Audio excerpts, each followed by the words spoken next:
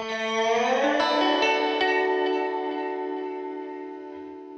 everybody, Scott here from SocialNRG Presents, and thanks once again for joining us. Get ready for another sensational episode, this time featuring an exciting insider from the world of music. Our guest today is Cory Churko, an extremely talented vocalist and musician who holds a unique position as band leader for the international superstar Shania Twain at her Las Vegas residency, a position he's also held with Kelly Clarkson while touring.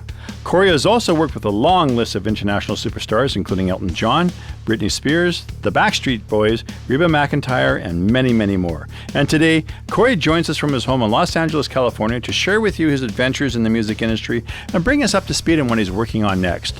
So sit back, relax, and get ready as SocialNRG now presents you with your Backstage Pass. Hey, Cory, how you doing, buddy? Hey, Mick, long time. I think it's been decades since we talked. Yeah, I know it's been unbelievable. I was going to say I was actually thinking in my head. Correct me if I'm wrong. The last time I think we were actually in the same room together was my garage. Yes, that's right. Well, what were we doing? Something with Pro Tools we were doing, right? No, I didn't have Pro Tools yet. Well, what was it? Cakewalk? I would still have my little Yamaha 4-track cassette player, and that was way before Shania. Way before Shania for you. Yes. And, I think you might have been going to university or taking a course in graphic, or what is it, 3D art? 3D yeah. Computer animation. That's right. Yeah, sorry about that. And you came over and played fiddle for Thank God I'm a Country Boy. That's what it was. I couldn't remember. I know. I was actually going to bring it up and play it for you, and I went, I won't do that for you. That's hilarious. I still have it. And what was the project that it was? I can't remember. You were. Oh, it was just background. It was just background tracks. It was background tracks for doing solo work. Oh, okay. And, you can't do Thank God I'm a Country Boy without that fiddle part. Right. Was that John Denver that played the fiddle on that? No, I don't think so. Just because I read somewhere that he was the fiddle player on it. Well, maybe I could be wrong. Yeah, I'm not sure. Crazy. Maybe. Yeah. Anyway, I sort of prepared some notes on you and stuff, and there's a lot to cover. So I sort of want to go back, like you were born in Moose Jaw, Saskatchewan, correct? That's right. And for all these people that don't know where that is, if you go into the middle of Canada, there's Regina, Saskatchewan, which is the capital city, and Moose Jaw is about, is it 30 or 90 miles? It is exactly, and it's getting smaller all the time because Regina is expanding, but it's 45 miles. 45. Okay. Yeah. Sort of in between. 72 kilometers. Yeah, I know. Last time I was in Moose Jaw, I couldn't believe the changes in there. They got all of those Al Capone tunnels and caves from back in it's pretty fascinating what they've got going on there. It's great, actually. And if anybody gets a chance to go through Moose Jaw, definitely stop and do that because it's very interesting. Yeah. My last memory of Moose Jaw, was there ever a place called the Harwood Hotel when you were growing up there? Totally. Yeah. Yep. I played there. That was a great place. And you know the drummer in my band at that time, Brian Armstrong, because you played with him for a bit. Good old Brian. Yeah, with his weekend band. Well, you were in Shama. That's correct. We'd played the Harwood Hotel. And brothers, nobody was attached to anybody at that time. We were still young roving guys. And there was a co-check girl who was quite good looking. And I think her and Brian hit it off. And so she, not just nicely, not in any kind of sex, not in any kind of sexual okay. way. Yeah. And so she invited Brian and anybody else in the band to go to this party on a Saturday night. I think it must have been a Friday night. It doesn't matter. And so that's great. So basically we waited until she got off work, and there was me and Jeff and Brian. We get into the van with this girl, our van. All of a sudden, a garbage can hits the side of our van. And I guess there was some guy who had major crush on this girl. And so anyway, to make a long story short, the police were involved and stuff. The police wouldn't charge any of these guys because between the three of them, their fathers owned most of the downtown of Moose Jaw, and they wouldn't charge these guys because we were the traveling minstrels who were causing the problem, right? Anyway, wow, you guys tore up Moose Jaw. Yeah, that's a rock and roll story right there. yeah. I was going to say so. Now I remember, Cory, that you had said that you had played in a family band, but I didn't realize how extensive it is. Do you mind telling people about that? Yeah. So the band was my dad, my mom, my sister, and my brother and myself. And my first gig with the family band was when I was 7 years old. I played at my Aunt Delphine's wedding, and I made $20 for a 7-year-old. Man, that was a big deal. Yeah. And we toured all over Canada. I think I left school at age 12 and did all my school right through grade 12 on the road. So you had like a tutor? No, I just taught myself through it was called the Saskatchewan Correspondence School. They had a curriculum and they just had lessons. You just read through the lessons and you just kind of learn from reading. And that's probably why I like reading manuals to this day. Wow. Yeah, which I'm totally the opposite. I'm total tactile. I Okay. try to figure it out with my hands, and if I need Yeah. any help, then I go to the manual. you know? Right. That's not a bad way either. But I was going to say, so because I when I read that, I couldn't believe it. Your father took you guys out of school to go on the road. Yeah, that's right. But- He was actually a music teacher in the Catholic school systems. And so he taught in classrooms there. And at a certain point, he's like, we played so many wedding dances and we were getting, fairly good. I mean, we thought we were good, but we were just a bunch of kids, obviously. But he decided to take us out of school and quit his job at the school system. And we went out to Ontario because the liquor laws were different there, where you could play in a tavern or a bar underage as long as you left on your break, right? Mhm. Saskatchewan didn't have the same laws. You could play in lounges in Saskatchewan, but lounges was basically a bar where they serve food, like a restaurant, right? Yes, I remember So that. that was fine, but there wasn't as many places to play. So in Ontario, it was wide open. And so he took the whole group out there and we went as far as like Prince Edward Island and played Manitoba and Alberta and Saskatchewan. That's interesting because me and Michael Sicoli, I'm sure you know Michael as Yeah. well, and a friend of ours named Tim Hewitt was a drummer. We had a house gig at a club in Sault Ste. Marie, and we got busted. I was Oh. 15 and they were 16. And maybe there's a special permit your dad had to have, or possibly you had to have a chaperone because we weren't allowed to be in that bar. We were. Well, I wonder if the liquor laws changed. Like, what year? might would we have. What year was that? Do you know? This would have been probably, I'm thinking 74. Yeah. So Yeah, I eight. was there in like 82, Yeah. 83. Yeah. So It might have changed because as far as I know, because even the bar owner would go, "Hey, you guys, make sure you leave on the break because the liquor guy is coming, and you want to make sure we're playing it all by the book." So they knew we were underage. Obviously, we were a family, and That's incredible. and a lot of times we didn't leave on the break. We just hung out and stuff. But Yeah. Technically, quote unquote, you left. Yeah. exactly. If the police ever came or if somebody to look out, hey, they're coming, out the door Yeah. you go. And then when I got to be like 17, maybe 16 years old, the band started playing more in Saskatchewan in the bars there. And I remember I actually took an eyeliner pencil or like not mascara, but eyeshadow maybe. And I would like color it in to make it look like I had a bit of a 5 o'clock shadow. It was completely ridiculous. But, got the job done and we played the gig and left with the money. No, that's great. Well, I just find it incredible that your dad took you out and you guys homeschooled yourselves right Yeah. through to high school, like to graduation, while playing. And that's a 6-night-a-week job, I take it. Yeah, it was, you play 6 nights and 2 shows on Saturday, of course, because they'd have the matinee or the jam session, whatever they called it there. Right. Yeah, Wow, it was a lot of work, but it was a lot of fun. And that's, why I have, what I have done now is because that sort of was where I cut my teeth and got me ready to do what I'm doing now. And also I think there's a newspaper clipping. You won some sort of Fender guitar thing or something. Right. Yeah. Yeah. So you were a hot shot even when you were young. It was all about the music, I was uber focused even from a very early age. And obviously that ran in the family because your brother Kevin has had a fantastic career as well. Yeah, he's big time rock producer. He produced Ozzy Osbourne, co-wrote, his last 2 records. Yeah. And of course, now he's a big time metal producer and actually selling millions of CDs. Nobody does that anymore, but he's still doing it in that genre. Is so in that genre, do people still buy them, or are these these are actually bought over the internet and Yep. not sold at shows only? Well, they might do that as well, but yeah, I think it's the demographic, you know, where people still have they love to have CDs, something tactile, and something they can read the credits on. And bands like Five Finger Death Punch Yeah. and Disturbed, you know, all those real heavy sort of metal acts.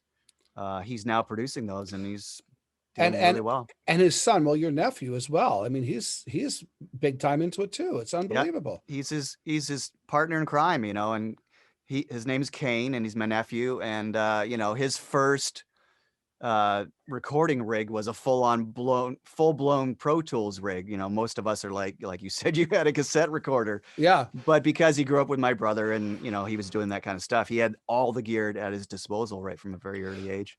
Now, I don't want to go on this for too long. Maybe I'll have Kevin on the show. I never know. But I wanted to touch on this. Now, Kevin, did he not work with Mutt Lange for a while? Yeah, totally.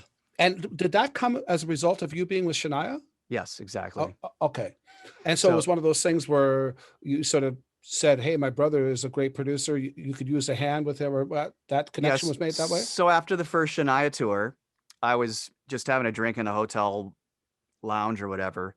And she said to me, you know, Mutt needs a Pro Tools guy in his studio. Would you like to do it? She actually offered me the job, but at that point, I hadn't done any Pro Tools at all. It was all like Logic on a PC, maybe even Cakewalk, you know. So I wasn't really up to snuff on my studio skills. I'd been on the road and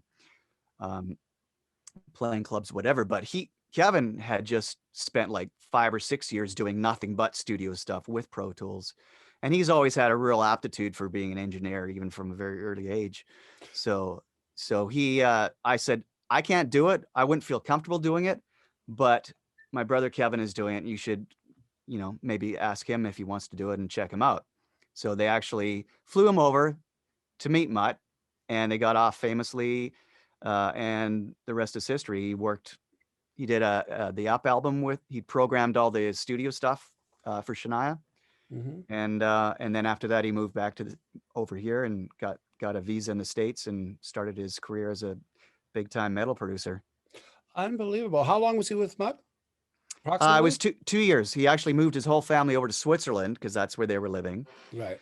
And yeah, and they had, you know, rented a house there, and he just worked every day with Mutt. Incredible? But the cool thing was, we pitched it. We said, hey, it would be great if I could go over there as well and sort of tag team with you, and I could learn the ropes. You could tell me what to do. We could pitch it that we would, you know, be able to do more work for them in less time. And they totally, you know, bought it. And I went out there for, you know, 5 months, 6 months, and I was working on like Celine Dion and Britney Spears stuff, the cores, whatever Mutt was working on at the time. And I was just, you know, learning from my brother what to do in Pro Tools. And that's when I came back and started to do more of that on my own. Oh my God. So this goes even deeper than I thought. Yeah. That's wow. It's incredible. Like, talk about connecting the dots. Yeah. So, in fact, at that point, I got my green card to live in the United States, which I had applied for on the first Shania tour. I got the green card, so I had to move to the States. I didn't have a job or anything, but my wife and I packed up from Vancouver and went down to Los Angeles. And I had one phone number, and that was Mike Shipley, who's a big time. He was kind of Mutt's right-hand man in the Def Leppard days, doing all the mixing for the Cars and Def Leppard. And he actually did some stuff with Maroon 5 later on. And I called him because it's the only person I knew in LA, and said, hey, Mike. And at that time, I did have some Pro Tools chops because I'd been working with Mutt a little bit. I said, I just moved to LA, and I had, you know, if you need a Pro Tools guy or anything like that, give me a call. I'm looking for work. And Mike said, I don't need anybody now, but I'll let you know. Hung up the phone, and like 30 minutes later, he says, can you be down here in like an hour? Holy smokes. And so that started a whole 2-year thing where I was in the studio every day in LA, working out of Record One Studios, which is I think it's a partner co-owned with Ocean Way Studios. And Dr. Dre was locked out on one side, and we were locked out on the other. And I was just doing artist after artist after artist, doing all the Pro Tools stuff for Mike Shipley as he was mixing the stuff. Well, my spidey sense is saying that when you first got a hold of him, he must have used that 30 minutes to figure out and make some calls to make sure you were the guy he wanted. It could have been that, or I think he was just getting to work for the day, and they were doing an Aerosmith recall because he had mixed some stuff for Aerosmith, and then I forget who it was, GM or somebody like that wanted to use stems from that to use in a new TV commercial, so they had to recall a previous mix, and they had all the tracks on Pro Tools, but they didn't have anybody to set them up. On the Pro Tools computer. So that's kind of when I went over and set that up for them. And then we just hit it off. Mike was such a great guy, and we laughed a lot and had a lot of fun and played a lot of foosball, almost too much when we should have been working. We'd go out to the studio lounge and play foosball. And then I got a whole lot of studio experience from that. Well, I don't know Kevin as well as I know you, and I think the reason I know you more is maybe because you were a guitar player, or maybe you and I hit it off. But I remember Kevin was a great drummer too. Yeah, really great drummer. That whole band was amazing. Now, when I first met you, you were doing the Explorers. Now, was it called Frank's Place in Richmond? Was it? Or was it called Gators? Thank you. No, it was totally Frank's Place. Because and I totally had forgotten that club's name, and I was going to bring it up that's where we were in some kind of band wars competition, and you guys were hosting or judging, or I can't remember what it was. We were playing there for the week. Right. Okay. And I remember being like, you guys were like by and large miles above any other band, and everybody in that band. Now that was pre Mike Norman. Who was the fourth person in that configuration? If there was a fourth person, it was probably a guy named Steve George, who was another guitar player. Okay. And we didn't have a keyboard player before Mike. Or wait a minute, maybe we did. Maybe it was Ross Nikiforuk. It could have been Ross, who only was with us a short time, and then he got stolen by the Northern Pikes, which was a great gig for him. Okay, I'm not sure about that. Totally. I remember talking to you, and I said, man, everybody in this band is like a superstar. And you said, yeah, but we've got a keyboard player coming over from the island that you're going to be blown away with. And that was Mike Norman. Yeah. That's right. And bless his heart. I mean, what a sad story, man. One of the best musicians I've ever met in my life. The sweetest guy, and he always had time for everybody. Totally. Super nice he could guy. be in the middle of 13 things, and if you called him, he'd spend 50 minutes to half an hour talking to you before he'd say, "Okay, I have to go now." But meanwhile, he's probably doing charts while he's talking to you. He's just one of those kind of guys, Yeah, super busy guy, super talented, great voice. Yeah. Great sax player, great keyboard player, and he was exactly what we needed for, our band at the time, which was the Explorers. Yeah. So now, do you remember what year that was? I was just talking to John off camera about what year I might have met you, and I'm trying to figure out what year that might have been. That would have been the 90s at some point? So the Band Wars, it would have been 91 or 92. Okay. Yeah, because I actually have a little poster because our band actually went on to win the national part of the competition. And I think it says 92 on the poster. And so it would have been that year or just the previous year. You want to know how much you struck me? How much? I remember that one of your original songs was called Hands. Hands.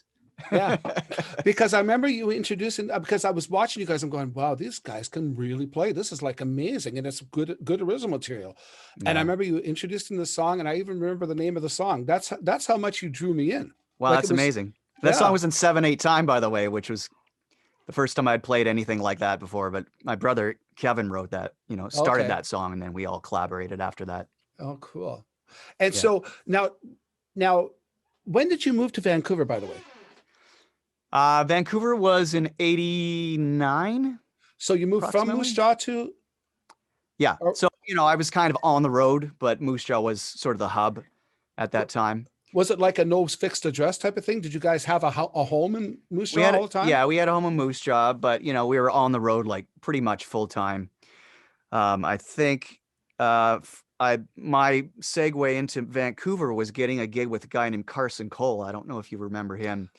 But he was managed by Larry Wanagus. Oh, Remember okay, yeah. Larry at Bumstead, Yeah, who also was Katie Lang's manager, right? correct. So I got a call from his secondary manager to play with Carson while I was still in the family band on the road. I think I was in Red Deer at the time or something. I got this call, and we were already planning on moving to Vancouver anyway. So it was just amazing stroke of luck that I got this call and a gig already waiting for me in Vancouver. They wanted me to play guitar, and because the family band was breaking up, my parents always said, once you graduate from grade 12, then you can go on and do your own rock project. That was always the plan. My brother and I were going to do that. So I had just graduated, and now is the time where, well, you said we could move, and we did. So we were planning to go to Vancouver, and I got this gig with Carson Cole, and I convinced the management for Carson Cole to also take my brother Kevin and the bass player at the time, which wasn't my mom anymore. She actually left a couple years prior to go take my younger brothers and to put them in a real school in Moose Jaw. So my mom was replaced by a guy named Shane Hendrickson, who you probably know. Yeah. Yeah. And Shane was the current guy. And so we had this core, me, Kevin, and Shane, and all three of us went and played with Carson, right from the family band. We just stepped right into that immediately. So is Kevin older or younger than you? He's older by 2 years. Okay. So you move out in 89. So when I see you, I think it's about 91, 92. So you guys had been in Vancouver. Now, you guys had the Explorers, which is your original project, and you also had your financial band. The band that made you money was the Underground Outlaws. Exactly. Which was your country band, because the country market was paying for your original habit. Right, because you could have a lot less overhead with a country band, right? You didn't need the big follow spot, you didn't need the big light show, you didn't need the sound man even, right? So we had everything was just the four of us. We played all these country clubs, and all the money that we made doing that we didn't spend on living expenses, obviously, we put into the Explorers, which was our prog rock original band. Right. Yeah. Interesting. And it's amazing because everybody from that band has gone on to great things. Shane is still a very successful bass player, Totally. With Leahy and Natalie Pritchett. Pastor and Aaron Yep. Pritchett. And Yep. and I just saw a thing on Facebook the other day. He got his original bass back. Somebody found his original. I know. That's his so original amazing. Japanese bass or something. Yeah. Yeah. And apparently he got his old cowboy hat back too. Did you see that? That's right. Yeah, that's incredible. And then Kevin, of course, and you, and then Mike Norman, who went on to great things. Like, what a band of superstars. Yeah, we had it. We thought we had everything, all our ducks in a row to achieve the success that we were looking for. But it didn't happen. My brother moved back to Saskatchewan.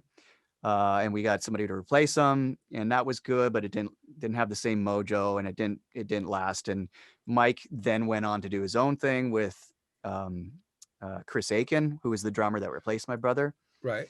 And then it was just me and Shane, and we're like, well, I guess we don't really have a band anymore. So the band kind of broke up, and that's when I decided to go back to school for computer animation. Okay. And at the same time you're doing computer animation, you start busking. Right. That's how I put myself through animation school. Yeah. And so it was during your busking period, we actually came to my garage and played Thank God I'm a Country Boy. Yeah, right. That's yeah. And before that, I didn't really know that much fiddle. I actually learned to play fiddle on the streets of Vancouver in the C bus terminal and SkyTrain and that was one of the prerequisites of you joining Shania. So it's amazing how serendipitous. It's like that's when I stopped believing that we actually have any control in our lives because we just talked about how the Explorers, we had everything lined up. We had Mike Norman and Shane Henderson and my brother Kevin, and we were so focused and we were so hardworking. We had Underground Outlaws, and we released an album with Underground Outlaws, and we released an album with the Explorers, and we toured on both bands together at the same time, playing original music. And we worked so hard. There wasn't anybody harder working except for Cease and Desist, by the way, your band. Yeah, right. And it didn't happen for us, right? Mm-hmm. So, but then I got jaded and a little bit burnt out. Went back to school for animation. Did two years of that. Got a great gig as an animator right out of college. And then out of nowhere, the Shania Twain gig comes, right? But if I hadn't done that street busking, playing fiddle and cutting my teeth really, on the streets of Vancouver as a fiddler, I wouldn't have been ready for the Shania gig. And it was because of, it was because I knew one song with the Underground Outlaws as a fiddle player that I got referred as a fiddle player for the Shania gig. I played the Orange Blossom Special, and we always played at the end of the night when everybody was drunk, so I didn't have to be that good because everybody just, if you were sawing on a fiddle, they loved it, right? Yeah. And it was a song where you sped up really fast, and it just seemed like I was awesome, but I only knew that one song. But it was because I know you're going to ask me this anyway. How did you get the Shania gig? Yeah. It was the editor of Country Music News magazine, which was like the Georgia Strait magazine, which was a free magazine in the clubs that people could see what's going on in the city.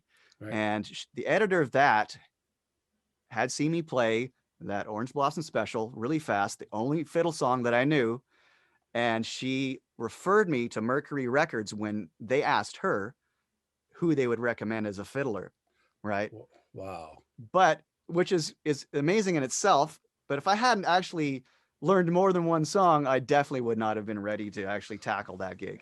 Yeah, unbelievable. That is so incredible. I remember going to see you guys as the Underground Outlaws one time. I think it was a Port Moody Inn of all things. It's long since gone, burned down, whatever. Wow. But I remember Shane Hendrickson doing Orange Blossom Special by himself as a bass solo.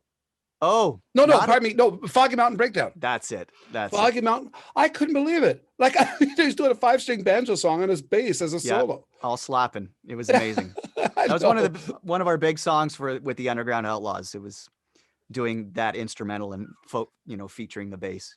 It was amazing. Yeah, like, oh my God. What? So, okay. So now, you get the gig with Shania, and I remember seeing you play. I went to the Junos. The Junos were in Vancouver. That must have been shortly after you got that gig. Was that before? Right. Yeah, because Shania hadn't toured yet. I think that was her first. Nope. That was her first launch. Like there was actually speculation that she was a product of the studio and that she actually couldn't sing, couldn't perform. She was just this beautiful girl that they put in front of a camera and almost like Milli Vanilli. She was Mutt Lange's toy. Yeah. Totally. Because she didn't tour on her first album because they didn't want to put her out with one album, which is like 40 minutes worth of music, and do 90-minute shows where you have to do the other half of the night, cover tunes, right?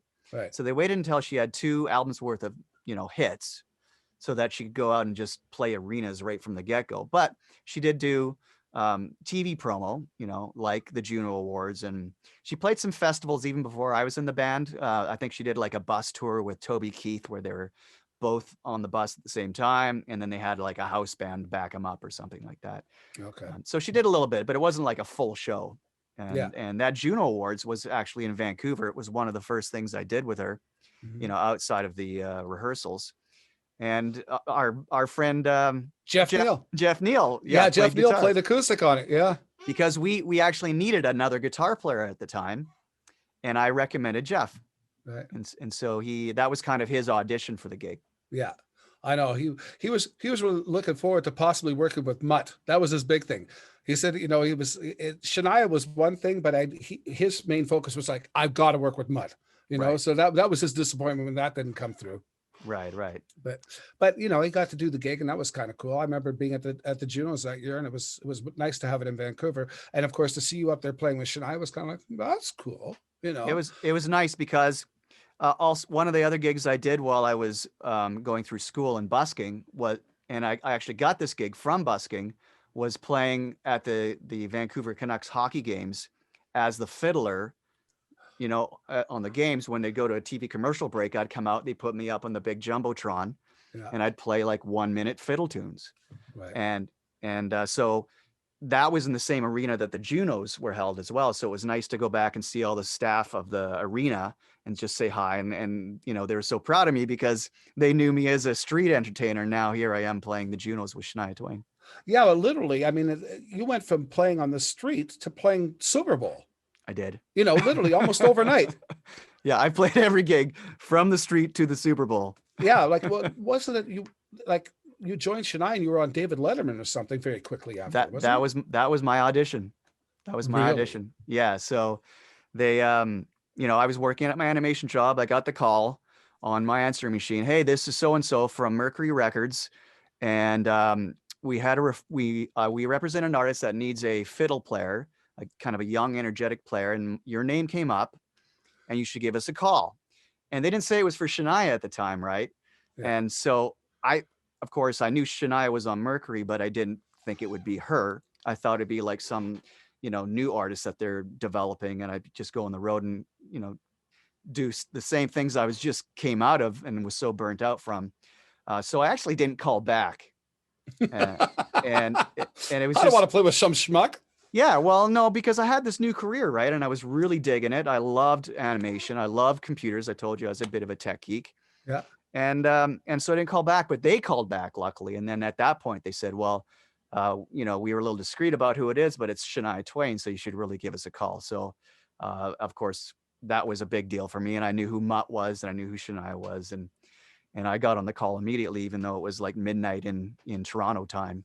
Because yeah. Unbelievable. Like it's amazing. And it's incredible that the girl from that magazine, which was basically just a periodical in Vancouver, yep, ended up being your liaison into this the gig of the decade, totally. If not the century, you know what I mean? I changed my life. It changed Absolutely. my life. It's so funny because I sent her flowers. Her name is Cheryl Homan, or Homan. And I sent her flowers because it was such a big deal. Apparently somebody else referred me as well, but to this day, I still don't know who that is. Okay, so back to it. So now you're on the road, and the Shania tour is like unbelievably huge because the world's been waiting to see this girl. The hits are like, and how, to know how strong Mutt was. For one thing, she broke every Nashville rule. There was no Nashville involvement, for one thing, that right. I know of. Right. And to know that they were going to have another album of even more hits than the first one, to be able to launch her, like they had the 1, 2, 3 punch thing lined up long before any of this happened. Yep. Because she had just done, I think she had done an album on her own. Was she still working out of Ontario when she did it? She was doing that. What's it called? That resort I played there. Deerhurst, yes. And she was in a house. She had a house gig in Deerhurst. Yes. And I got the feeling she must have released that album, and she might have been using Deerhurst to maybe use her money to go back and forth to Nashville or something. Because I think she cut an album in Nashville. She did. She did. And before Mutt, I forget. Yeah. I think it was just self-titled Shania Twain. And studio guys from Nashville, all Nashville writers. I think she had her hand in writing 1 or 2 songs, but mostly Nashville writers. Okay. That album came out, and consequently, that's when Mutt saw her only video from that, which was "What Made You Say That," which was filmed in LA, I think. And then she was about to lose her record deal, to be honest. But when Mutt saw that video, he got his management to get in touch with her. They got on the phone, started this.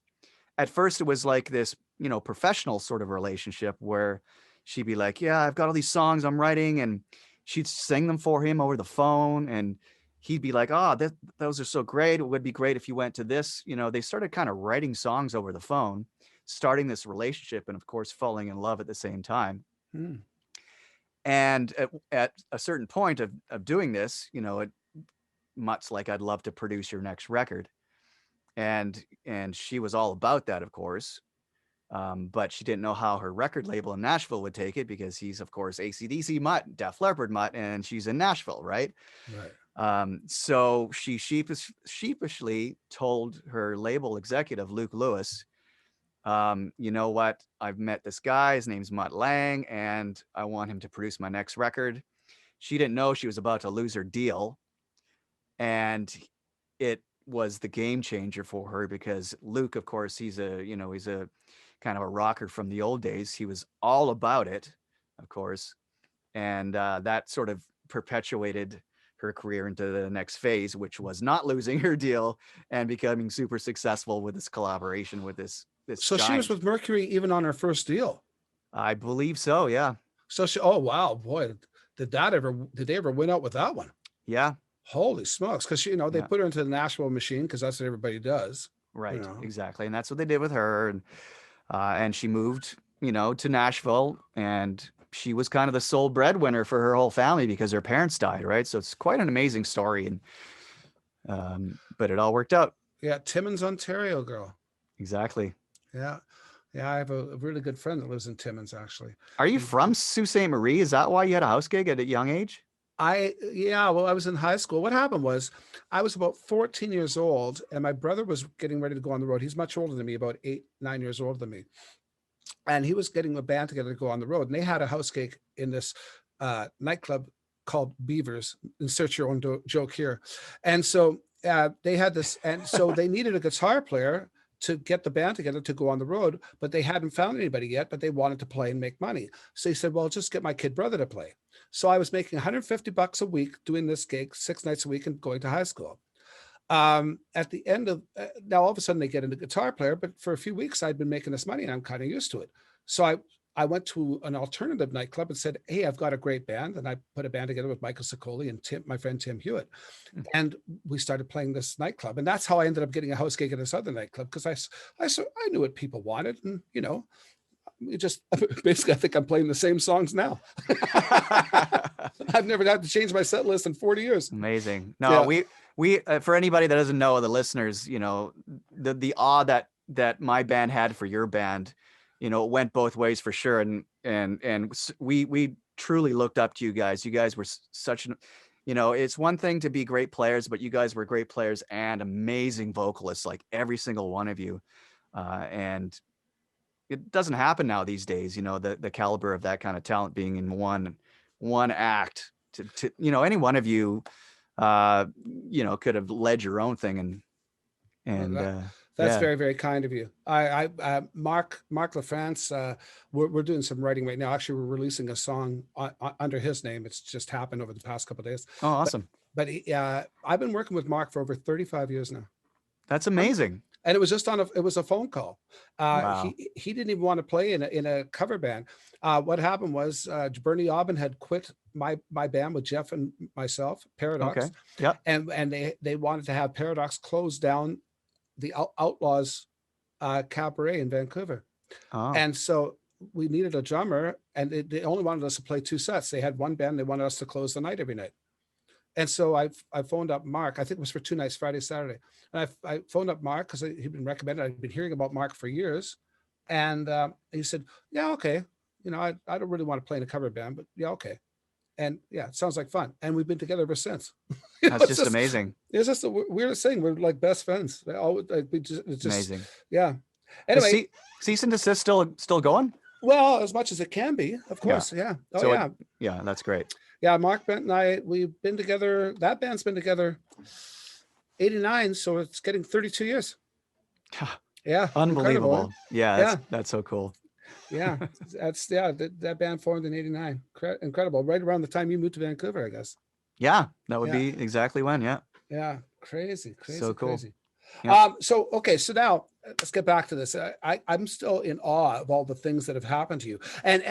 But what's really weird about it is that the way everything came together for you also came together for Shania, because all the things that happened with you and Kevin and all the things in your career and your family, and the same thing happened with Shania, where it's like this Mutt thing. And if it wasn't for her, would you say it was a record head, or who was the guy you mentioned just before? Yeah, the record label executive, Luke Lewis. Yeah. He was the head of Mercury Nashville. And yet he was a rocker. Yeah, he was an old guy, from rocker from the 70s, 60s, whatever. And because normally the Nashville machine is the Nashville machine. You don't venture outside of that. Right. There was very few people that did that. The Dwight Yoakam is the only other one I could think of. Right. Yeah, totally. So anyway, so Shania goes on. Now, when did you start working with Kelly Clarkson? Was that a direct? So I did 2 tours with Shania.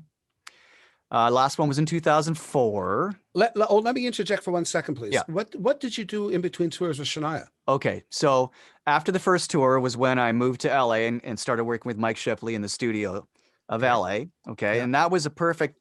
The last gig I did with him was we mixed the Shania Up record, and to do that, we both flew to Switzerland to Mutt's studio, and we worked for 3 months every day mixing Shania's Up record, which had 19 songs on it, which is, if that isn't enough to mix, there were 2 different versions, a pop version and a country version that we had to do separate mixes for. Right. So 38 songs, 3 months. We were working pretty much every single day. A lot of hard work. And then they did a third version too, which was the world version, but we didn't mix that. They hired these Indian dudes from London to do this world. It was really, really cool, actually. So not only are you in her band, you're also mixing her albums. Right. Holy smokes. Like you're in there like deep. Well, I tried to make myself valuable, you know? Yeah. Well, the more things you can do and the more value you can show and the more trust that the artist can have in you, that, you know, the more work you'll have. well, what about your computer skills with animation? Were you able to use that too? Well, actually, that's funny, because I did, but not too much. I made one of the tour laminates for one of the first tours. Okay. You know, that everybody wore. I just made that up in a 3D program. It was a mic stand on a stage with a spotlight and a maple leaf, because that was kind of her company logo or something at the time. Wow. So, but yeah, I haven't done much with the animation since. Of course, I use the graphic skills whenever I can, and social media whenever I'm doing stuff for my band Tuque or whatever, what have you. But What program were you using back then? Do you mind asking? it was, so it was called Soft Homage, which is what they did the first Jurassic Park in. Okay. And then also Alias Wavefront, which turned into Maya. Oh, okay. It's currently Maya. Yeah, I've heard of Maya. Yeah. So that was the precursor to Maya. So it was Soft Homage and Maya were the 2 big packages that you needed a real sweet computer to run them on. And so you had this great gig that Yeah. you'd landed with doing animation, and Yeah. you're turning down this phone call because you're going, I don't want to do this. I got a great gig with animation. Why would I want to go play fiddle and starve again? Yep. Essentially. That's exactly what I was thinking. I was done with playing the bars. I wanted to think about my future. I didn't want to work check to check. I wanted to have benefits. You know, and that's what I had. I was working at Mainframe, which you may or may not know, in Vancouver. Yes, They of course. had a show called Reboot, which was Yes. like an animated show, and then they had Beast Wars Transformers, which was based on the Transformer toys, but they were like animals when they weren't in their machine mode. And that was syndicated all around the world. So it was so much fun, you know. You mind me asking? Yep. You made pretty decent money busking. I made as much money busking as I did playing in the bars. Do you remember the most you ever made in one busking session? Probably $200. Okay. Yeah. And that's over the course of how many hours? 2 hours, 3 hours. Okay. I never really went home until I made at least $100. Right. Okay. And it was usually like 2 to 4 hours a day. Well, you're talking about Cease and Desist being a hard-working band. I remember we used to play in nightclubs, you know, and finish playing at 2:00, go home, go to sleep, wake up, go up to Whistler and set up in Monks at the bottom of Blackcomb Mountain in this room that was not designed to have live music whatsoever. We're up against the windows. You know, Mark used 2 drums. He had a floor tom, a kick drum, a hat, and we'd tear the house down. But the thing is, they paid us next to nothing. They would feed us and give us like a couple $100 each, I think. But the money we made in tips, like we'd get $1,000 in tips a day sometimes. Awesome. You know, so that, and then we'd finish there, tear down, and drive to Vancouver to play that night. You know? Matter of fact, one time I think we did 3 gigs. We got up really early. We had to be up there at 5:00 in the morning because we would play at the bottom of Whistler Mountain, playing to the skiers as they're getting on the lifts for first tracks. Wow. Then we would tear down there at 11:00, go over to Monks, play 2:30 to 5:30 for après, then go to Vancouver and play that night. Unbelievable. Yeah, I mean, there you go. Yeah. And a lot of bands did that, but not nearly as. I mean, that's working really hard. Oh, it's insane. It's insane. Yeah. I can't believe we didn't kill ourselves on that highway. You know, I mean, oh yeah, good Lord. Sure. because that's all on snow-packed terrible highways. That was before the Olympics, you know, before they improved those highways. Anyway, totally. getting back. So Kelly Clarkson. Yeah. So you asked me what I did between the tours. So the first tour, at the end of mixing that Shania album, the Up album, then that meant that she had to go back and do promo for that. So that's when my career with Mike ended. And I went right from the studio back onto the stage and did promo with her. And then we did our second tour. And then that was kind of it, because then it all went down with Mutt, where they broke up. Right. So then she didn't do a record for 10 or 12 years. I can't remember. So, and I was unemployed. Right. My gig with Mike was over. He had replaced me. I was back in LA. I had a huge house payments, you know, because I was living the lifestyle that I had this gig forever, but of course the gigs stop. Right. Yeah. And I was getting really stressed out, and I didn't have any contacts except the Shania people, and she wasn't doing anything. And here I was in LA and in this strange city that, you know, and with no gig. So I started to get desperate. I put my feelers out there, didn't get any work as a musician. And so I started to send out resumes to amp companies, and Line 6 was one of the companies that I sent my resume to, and a video game company, because I thought maybe I'll get back into animation or whatever. And the resume that I gave to Line 6, they said there wasn't a position for me, and that I wasn't qualified for the positions that they had. I said, okay, fine, thank you. But then they called a couple weeks later and said that Kelly Clarkson's guitar player at the time was in Line 6, and he had told them that Kelly wants to add 2 violinists on the next tour. And because and it was a Canadian guy that worked at Line 6 that actually remembered me. We had a bit of a rapport, because he's like, oh, I'm from Vancouver too. Oh, that's so cool. Yeah. And he told Kelly Clarkson's guitar player that Shania Twain's fiddler had just been in looking for work, and that you should call him. So I got a call from the music director not too long later. And that's kind of where my Kelly gig started. I did my first tour with her. I played 5 songs as a violinist. You know, now up to this point, I was a fiddler, right? And not a very good fiddler. I kind of, you know, I could saw and all that, but I wasn't a violinist. So I get to the Kelly gig and they hand me this sheet music. Oh no. Oh no. And I nearly crap my pants. Yeah, so, you know, I could read music, because my first instrument was piano, and I played classical piano. So I knew how to read, but I wasn't quick at it. But anyway, somehow I made it through the rehearsals and the audition, and I went on tour. I played 5 songs during the night, and the rest of the night I just stood on the wings of the stage and watched the show, right? And right near the end of that tour, that same guitar player that referred me got fired 1 show before the end of the tour. And the music director that hired me came to me and said, hey, Cory, do you think you can play the last show on guitar? And because I'd already been standing watching the show from the side of the stage, you know, I knew the arrangements, I knew how the songs went, right? But, you know, I didn't know the chords and all that. But and the last show was Vancouver. So oh wow, I thought I'd get to visit with my friends and high five everybody. And here I was shedding in the dressing room of the theater, learning to play 1 show on guitar, and I totally did it. And after that kind of solidified my role in the band. I went from only violinist to utility guy, then to just guitar, and you know, I played keys and stuff too, and then I played some violin with her later on. But that's kind of how my whole Kelly initiation went. Isn't that incredible? And now, but Shania did another tour after that, did she not? She did. So, well, it wasn't a tour; it was a residency in Vegas. Oh, Vegas, right, of course. Yes. Sorry.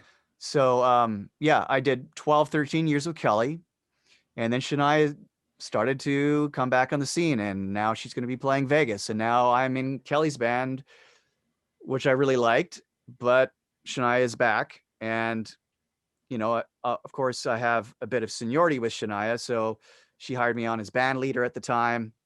I kind of juggled both bands, but at a certain point it got too much and I had to sort of like go one way or the other. And I ended up, going with Shania because I was promoted to music director, and that's what we did. We did a residency in Vegas, which turned into another tour, which turned into another tour, and now there's another residency in Vegas that we had started, and then COVID hit. Boom. Yeah. And here we are talking to each other when I should be on stage in Vegas. Yeah, there you go. It's funny you talk about getting the sheet music put up in front of you as a violinist. Randy was telling me a story. Randy Bachman was telling me a story years ago when the Guess Who landed their gig on CBC with the old CBC show back in the late 60s called Let's Go Music Hop. Oh, yeah. And the Guess Who had some success with Shakin' All Over, but this was sort of before they had These Eyes and international fame with American Woman. So they basically were asked to do this show on CBC, and they said, well, you can read music, right? And of course they could, oh, of course we can. Of course we can. Well, they can't. But Randy was able to find out that that there was the musical director of the show who did the musical arrangements. Randy was able to talk to him and ask him what songs they were going to be doing several days before. So he would find out what songs they were doing and they would learn them. So then they would come in and they'd put the sheet music in front of the band and the band would play them verbatim. And they think these guys' reading chops are through the roof. Meanwhile, they weren't reading anything. They could have been upside down. They were just playing from what they learned off the records, That's amazing. And I've been there and done that. No, totally. And whatever it takes to get the job done. Yeah. You never say no. That's right.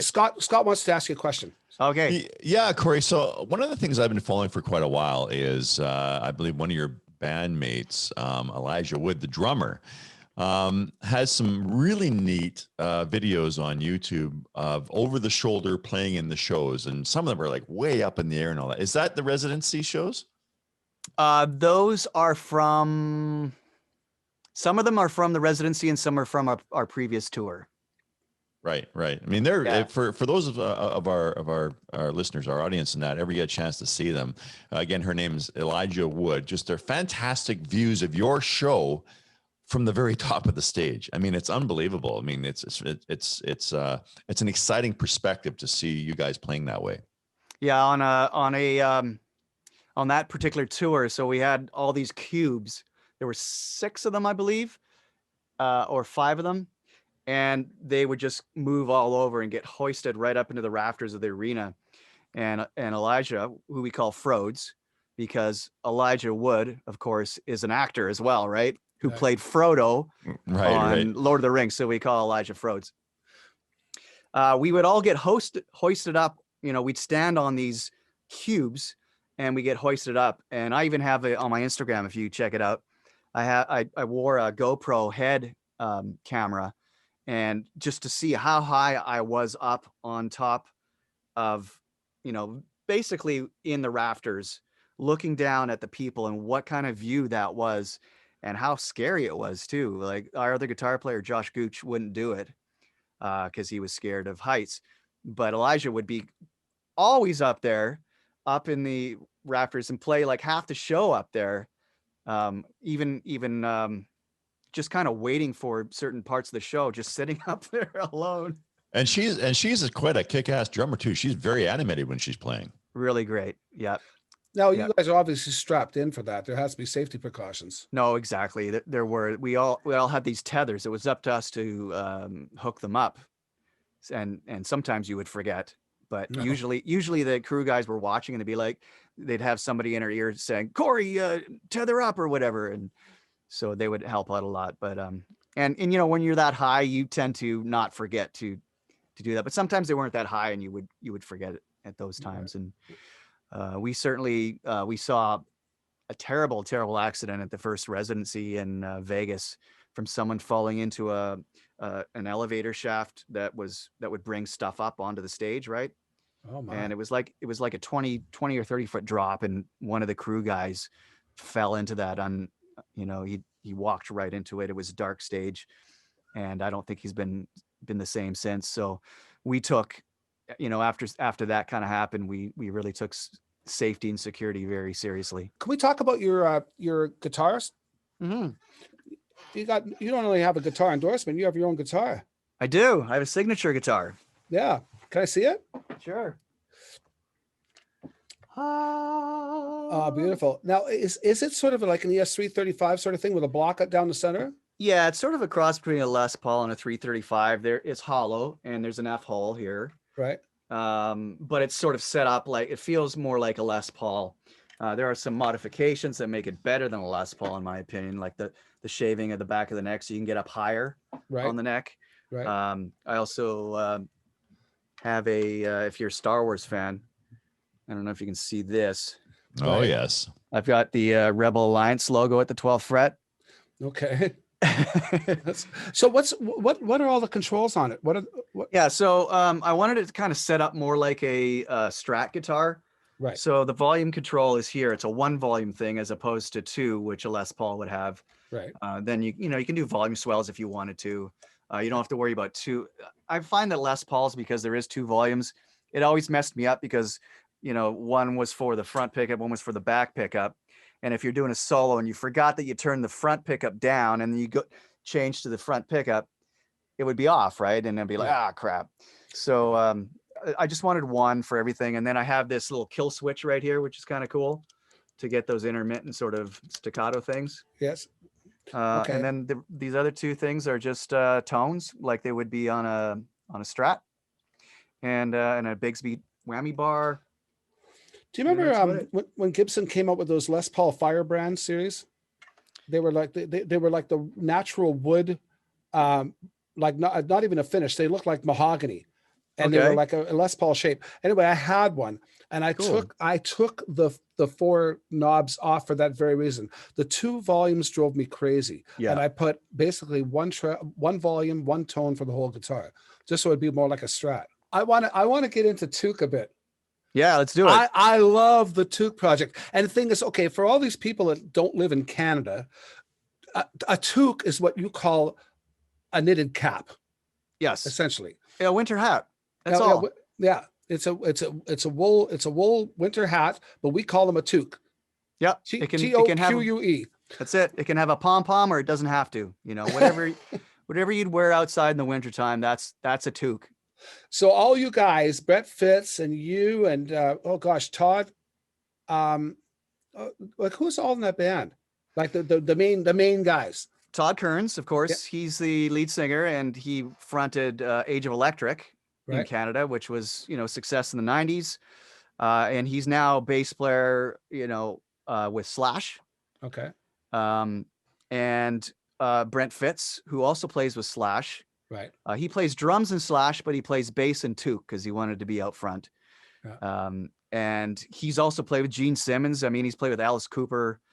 He has quite a pedigree, actually. He played with Econoline Crush, which is a Canadian band as well. Was he on Econoline Crush? I didn't know that. I think he did like 1 or 2 tours. Wow. Well, he also played with Streetheart for a bit, I think. Yes, he plays Streetheart as well. Yeah. Plays with the current lineup of the Guess Who every now and then as well. Right. And then Shane Gallus, who is from Innisfil, Alberta, and he played with Yngwie Malmsteen. He played with Uli Roth. He played with Michael Schenker. And then his actually big gig. I mean, those are big gigs, but the one that he made the most money with and played the biggest shows is a band that no one in North America has heard of, it called Bees, because they're a Japanese band. It's B''Z, and they're like the freaking Bon Jovi of Japan. Like, they've released 30 albums, maybe, I don't know, like lots every year. It's like clockwork, and they've sold like 90 million records. So they're like super big time. They're like a household name in Japan, but of course and in a lot of parts of Asia, but most in North America, nobody really knows him because it's all Japanese, right? It's Japanese kind of sort of prog rock, I suppose. Wow, that's interesting. But he's it's the kind of shows where the band shows up in Tokyo and plays like 4 nights in a row at the Tokyo Dome for like 80,000 people a night. That's how big the shows were. Oh my gosh. So he did that for, probably at least a decade. And yeah, he lives in LA here with me, and we actually became friends at a hockey rink. We had a mutual friend. I was looking for a place to play hockey when I moved down to LA, and our mutual friend, when I asked him, I said, where can I go? He says, I don't really know, but hey, there's a guy that lives in your area named Shane Gallus, and he's playing hockey. So I called him up, and we met at a rink in a dressing room and became fast friends ever since. And now he's the drummer in Tuque. Wow. Yeah. Unbelievable. He's So so I played with Brent Fitz with Slash. We did a gig together somewhere. It was some outdoor thing. But and of course Brent knows Mark LaFrance very well and all that stuff. This Winnipeg connection and all that. But yeah, he's another fascinating character. We hooked up. We were doing a gig down in Vegas, and he came out to see us a few nights, and we hung out in the casinos and stuff, just hanging out, chit-chatting and stuff, and talking shop. And of all things, he was friends with Leon Spinks, the boxer. So Leon Spinks was hanging out with us too. Brent knows everyone. Yeah, that's his gig. They call him the mayor of Winnipeg because that's where he's from, and he knows everybody there, and he's always guesting on their radio shows, and he knows the Winnipeg Jets owner, and they come to our shows when we're, it's like he knows everybody. That's his thing. But I love the whole concept of the Tuque thing. It's basically because you guys are covering Canadian songs that most Americans or the rest of the world haven't heard outside of Canada. Yeah, like great songs that never broke the border. Every time we got together, we would talk about, because when you're living in the States, you don't hear the same CanCon, you don't hear those old songs, and so we were at dinner one day, and we were talking about old Canadian rock tunes and all those songs, all those concerts that we grew up seeing, and all the songs we cut our teeth on as little kids, and then all the lines we stood in waiting for Bryan Adams' autograph or whatever. And we just decided, after playing a charity event in Winnipeg for like breast cancer, where we played nothing but Canadian tunes, which was so fun for us because, like I said, they're just all that's the reason we got into music in the first place, was because of these bands and these songs. Right. And we played everything note for note. We learned all the parts. We had backing tracks, to all the keyboard parts, because we didn't have a keyboard player. We still don't. And then we decided one day, why don't we record, a record of some of these tunes? And one record turned into 2 records, and now we're working on a 3rd record, which is more of an original project now. What are some of the songs that you played? Some of the Canadian stuff. We focus mostly on the 70s and 80s sort of classic rock. So Street Heart, Aldo Nova, April Wine, Loverboy, Harlequin. We do Rush, of course. We have to do a Rush song. Wow.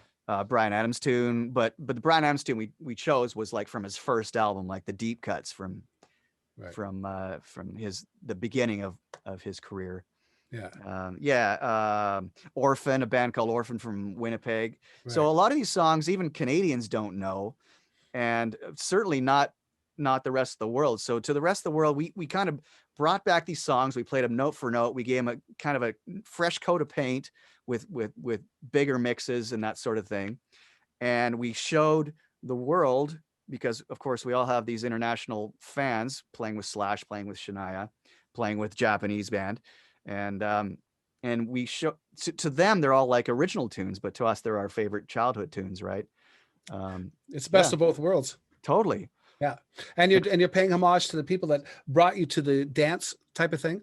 And also it's great for these artists to have somebody playing their songs. If anything happens with these songs, you never know, because a Tuque version of their song could hit very big time. At the very least in a movie soundtrack. Yeah, we just released Sheriff's When I'm With You around Christmas time. Wow. And we managed to shoot a video, which was great. for it. So, and it's got a lot of attention actually, because Sheriff never actually ever did a video, because when it hit big time in the States, they had already broken up, which is an amazing story in itself. I know. So they had their album. It was great. And then they broke up, and the guy started the band Frozen Ghost. Right. And he was in the middle of touring his Frozen Ghost album when some DJ in the States started playing the Sheriff song. Which one was that? When I'm With You. It's that one? Yeah, it was that, okay. That song. And it went #1. And the band had broken up for like 5 or 6 years. Yep. And so now he's making, and he was smart enough to buy all the masters of the songs when the band broke up, so he made all the money. Yeah, there's a lot of contention around that, and but you know, Arnold was the main songwriter, I think, in the band. He saved all the public. I don't actually know all the you know what went down, but I know that there's some hard feelings even still. But you know, the other two guys in the band, the guitar player and singer, Freddie Kirchie, he was just on Tuque Talk, which is our podcast that we do. He started Alias, which was an American success, okay, right? With two guys from Hearts, the original Heart band, right? Okay. And they had that song, I Need You Now, More Than Words Can Say I Need, back in the 80s. Oh yeah. Which was kind of the FU to the When I'm With You, right. the guy who wrote that song. They're going to write their own ballad, and it was a big hit too. So well, they're good at ballads. They all won, but it was just kind of a shame that, because one of my favorite bands was actually Sheriff, and I loved that first record, but they broke up, you know, when they actually really achieved some pretty cool success. Yeah, they were a great band. Yeah, it's really sad, because I actually liked them before they broke up, and then all of a sudden, because I had the album long before the single was pulled off it from whatever DJ in the States pulled it off. Yeah. It's amazing how those things, I don't know if those things can still happen anymore. The music business has just changed so much. You know, everything's sort of corporate. One person sort of dictates what every station is going to play. John, our producer, has a background in radio, and it's right up until this past summer. So he knows the ins and outs of it. And it's not the same as it used to be. You know, it used to be, you know, a good case in point, once again, bringing back a Randy Bachman story. They had These Eyes, and the record company in RCA said, you've got to come up with another ballad. And they said, we don't want to be a ballad band. We want to be a rock band. We're a rock band. You know, These Eyes just happened to be the best song on our album. Then it became a huge hit. So they write Laughing, which is basically stealing the lick from the beginning of the Bee Gees song. Yeah, that's right. The Bee Gees song is minor. They made it major. And then they did the descending line up, just like Crying by Roy Orbison. Right. You know? And so rather than crying, let's call it Laughing. Right? So that's where that came from. But while the song starts getting airplay and it starts dying off, it didn't make it to the million mark. But some DJ flipped it over, and on the other side was Undone. And now they had a double-sided single. Okay. And that was the magic. That's what DJs used to be able to do in the music business for artists. You know, that's true. They had so much power. They totally did. They could have their own programming, and now there's one programmer for 20 stations. Yeah, it's not the same. It's the Wild West now, even with the lack of physical copies of music. Mm-hmm. And the accessibility to it. It's, obviously no one's getting rich on it anymore. You do it because you love it, You're us, but getting back to your signature guitar, I wanted to ask, do you know what they retail for? I think it said on their website, it's $12.95 US. Well, that's not bad. Yeah. That's not bad at all. So, tell them Cory sent you. I'd be dumb to not bring up. Now, I don't think you're active with it anymore, but I remember talking to you years ago because you became a raw food advocate. Are you still that way? I would say that I still think it's the best way to eat, but I don't do it myself anymore because it takes an awful lot of time. Well, that preparation. That was your thing, because you had a site called Raw Can Roll Kitchen. Rock and Roll Kitchen, and where you would show people how they could do raw food while they were on the road touring. Yeah. I've never been healthier than when I was a raw foodist. I think my wife would say the same thing. But you know, you miss when it's cold outside. You don't want to be eating something that's cold. You know. Yeah. Even though it is, like I said, I think it's the best way to eat, and it makes sense because, you know, we're the only species on the planet that has to cook their food. Yeah. Yeah. Interesting. And of course, the weirdest thing about it too is that, you know, when they talk about vegetarian diets and stuff, but all the you've always been a vegetarian. I went vegetarian in '89, actually around the same time that I came to Vancouver. And Mike Norman was Shane is too, isn't he? Shane's a vegan now, and I've been vegan for 15 years. Okay. And Mike Norman was a vegetarian. Yep. Yeah, we all kind of did it together. My brother sort of was the one devil's advocate guy who was, you know, always going the other way. Yeah, he was the guy that would, yeah. Because I was going to say with you know, Brian Armstrong, we brought him up earlier. Yes, he's vegan, right? Well, his wife has started more of a raw food diet with them, because Good. Brian, of course, is a very successful life insurance man. And he said, He you is. know, he said, I just got sick of writing out policies for guys dying that were younger than me. He said it was just scaring the hell out of me. He said, so Amazing. I wanted to change my diet. He said, and Brian's always been healthy anyway. You know, he's always worked out and he's always looked good and all that stuff. But I remember he was telling me about it. He says it'd be pretty hard for you to do. He was telling me a few years back. He says you need somebody that can prepare this stuff, because Right. a lot of times it takes all day just to prepare dinner. If I had my own chef, I would definitely lean more towards raw for sure. Yeah. Yeah, I but did the you raw know, thing myself for about 6 months. Oh my God, it's a lot of work. And it's you a lot of want work. something on Friday, you got to start planning on Sunday. And you plant your sprouts and you get things going, and then you harvest them and you do the dehydrator, and then oh yeah, I did the whole deal, dude. Dude, that's amazing. But you felt good, right? I felt amazing. I had more energy than I ever had.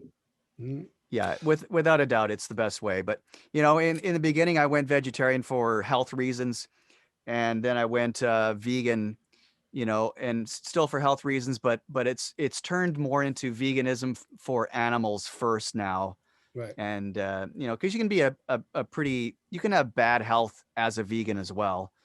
You know, you can eat a lot. You could eat Oreos all day and still be vegan. Yes. Yes. I'm going to hell with my diet then. Uh-oh. Well, we might have to convert you. How much time do we have? So Yeah. bringing it back to 1989. Yeah. You said you went vegetarian, I guess at that point, not vegan. Vegan was Right. relatively unheard of in those days. But Yeah. when you did vegetarian, you said it was for health reasons. What just because you wanted to change your health, or was there actually a reason? No, I didn't have a problem with my health. I just wanted to keep optimal health. My dad was a bit of a health food junkie, and I guess he probably put it in my brain a little bit. But I remember him saying at one point, you know, they analyzed gravy from beef and they found the properties to be the same as urine. I don't know if that's true or not, but that really stuck in my head as a little kid. It would. Yeah. Yeah. I'm like, ooh, gross. I don't want to eat, you know, gravy that's got urine in it. Yeah. So, yeah, I just, you know, I met my wife at that time and we talked about that kind of stuff, and we decided, you know, let's try this together. And there was no internet back in those days. So it was all an experiment, really. There was one book, I think, the Diet for New America, which is John Robbins, who was the son of Baskin Robbins, the dude that owned Baskin Robbins. Okay.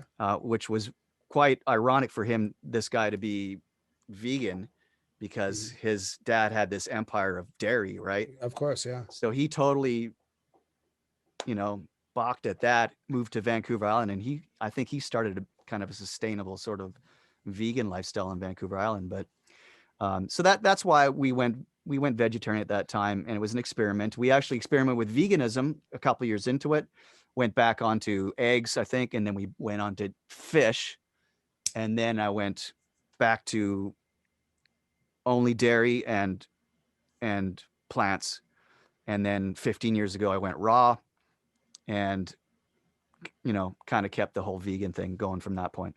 You met your wife in '89? Yeah. In Vancouver?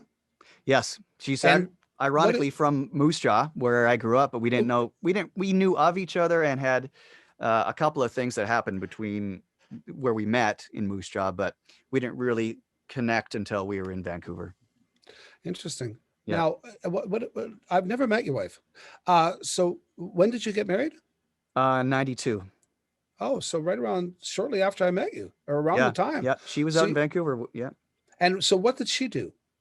At the And time she was what does she continue to do for that matter? right now she's a psychotherapist. Okay. At the time she was in university in Regina. Okay. And she was on semester break in the summer. She moved with a friend to Vancouver. Long story short, she called me. I had just broken up with my girlfriend. We went to a movie, and then I went on the road. Wait, hold it. She called you. So how does she know about you? Yeah, that's a good question. How she found? I think she found my number in the phone book. Just random. She knew I was in a band. Lonely guy from Moose Jaw? No, because there is a bit of a backstory. Because she knew about my band. Her friend would always come to see the family band, and she would come to see us. So I had talked to her in the clubs. And at one point I got a ride with her from Regina back to Moose Jaw with her friend. And so she was kind of like keeping tabs on me, and she was at the West Edmonton Mall on a holiday one time and noticed my band's picture on one of the clubs at the mall coming next week. So she left a little note for me at this club with the bartender saying, "Hey, when these guys come, give this note." And just said, "Hey, it's Jody, just saying hi. I was here. I saw your picture."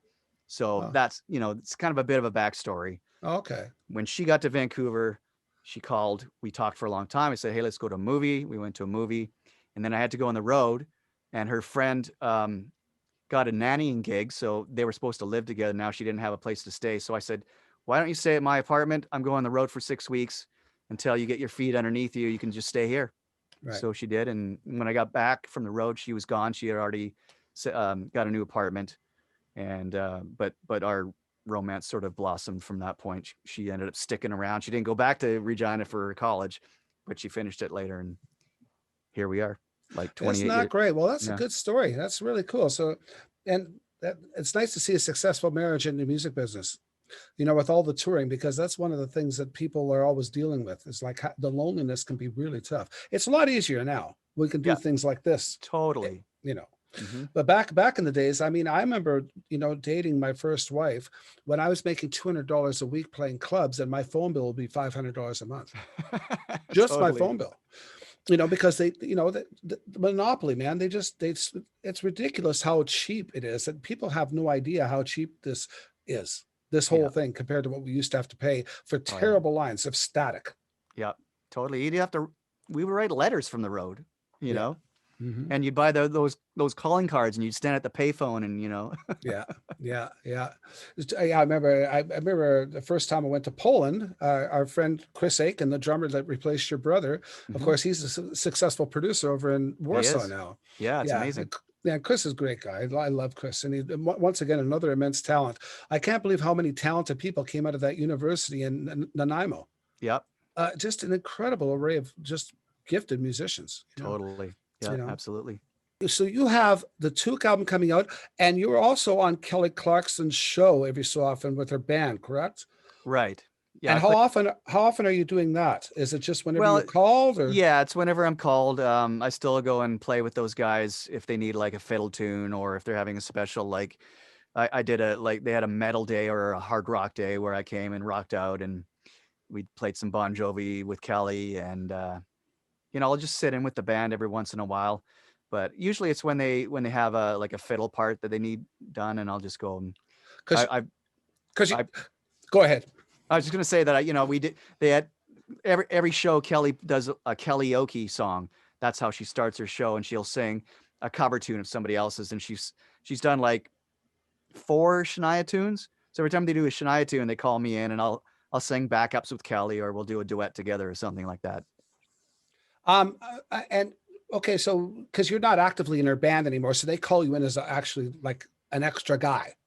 Yeah, exactly. Okay. Yeah, I'm not in her band anymore. She only has a small TV band now. So. Okay, and her show's been like a runaway success. Yeah. They started with a 1-year option kind of thing, and they're already in the 2nd year, and she's doing great, especially on with COVID and everything. They have to have like a virtual audience. So. Yeah. And how are they running that virtual audience when you're there performing? How does that look? So you go in the studio, and where the people usually sit, they have a bunch of screens, like big ones. So they might have like 40 screens as opposed to 200 people, and they're sitting there live like we are with Zoom, and they're watching the show and clapping and smiling and interacting, and she'll interview them through Zoom or whatever they're using. Incredible. And then all her guests will also be in the same way. But some of them who are in LA, because you have to do a COVID test in order to actually be in the studio every time you go on the show. Right. So anybody in LA, and and celebrities hate doing those kinds of shows, to be honest, because they just rather be at home, right? Right. So now they can by doing these Zoom interviews. They love them. It's changing. I mean, things might not go back to normal after this, because everybody's like so used to how easy it is virtually. Charles popped up with some stuff here. He said he was reading on your bio something about the work you've done with Elton John and Britney Spears, Backstreet Boys. At what capacity was that?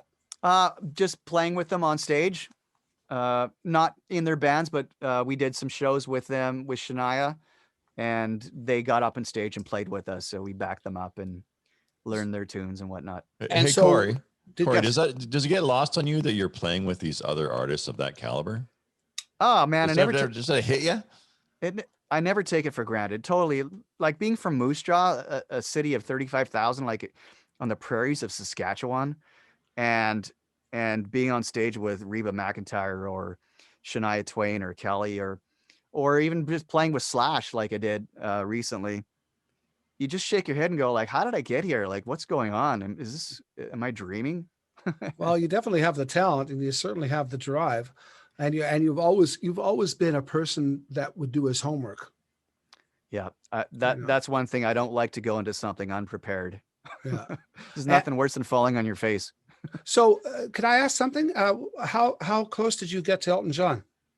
Not very close. All I really saw that was peculiar to me was how he would get his assistant to come out on stage, and that assistant's job was to bring the Pepsi or whatever the endorsed drink was at the time with like wine glasses, and like run out on stage and hold up this basket of Pepsis or whatever, and he'd take a sip out of it and then they'd run back.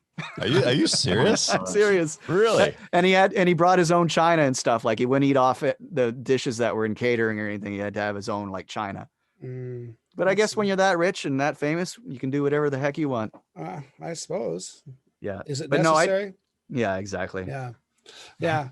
I know. I'm drinking out of my Tim Hortons mug. Just for you. Nice. Yeah. What's Shania really like, and can I get her number? Yeah. So let me just call it up for you. I'll put it up on the. No, she. I wouldn't be.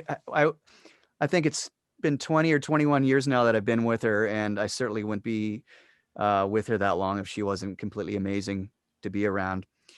She's a hoser like us, from Canada. She's got all the same sort of Canadian values that we, hold dear to us.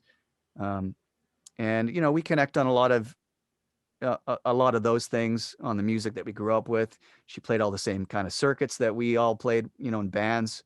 Like you said, Mick, you played Deerhurst, where she did a residency there.